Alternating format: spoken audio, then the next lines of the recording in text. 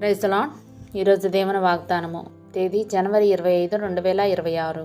మొదటి సమూయేలు గ్రంథము 2వ అధ్యాయం 9వ వచనము. తన భక్తుల పాదములు తొట్టిల్లకుండా ఆయన వారిని కాపాడును. ఆమేన్.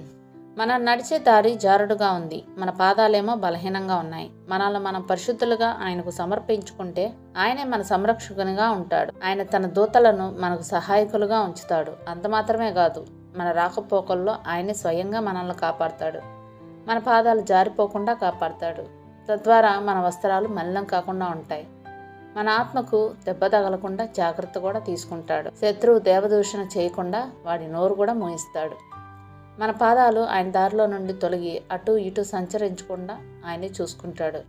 మనం చెడు మార్గాల్లోకి కానీ, బుద్ధిహీనమైన దారుల్లోకి కానీ, లోక పద్ధతుల్లోకి కానీ పోకుండా కాపాడతాడు.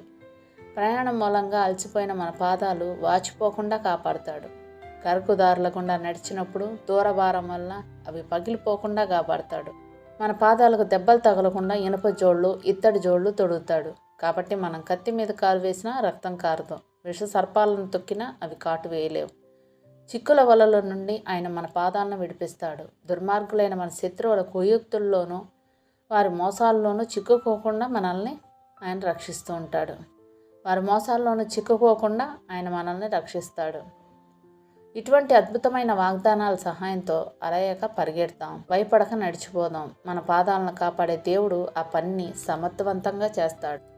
దేవుడిచ్చిన ఈ వాగ్దానాన్ని స్వతంత్రించుకొని ఆయనకి కృతజ్ఞతాస్తుతులు చెల్లించుకుందాం. అట్టి కృపా ధన్యత దేవుడు మనకు అనుగ్రహించును గాక. ఆమేన్. దేవుడు తన పరిశుద్ధ వాక్యం మన వినికిడి యందు దీవించును గాక. ఆమేన్.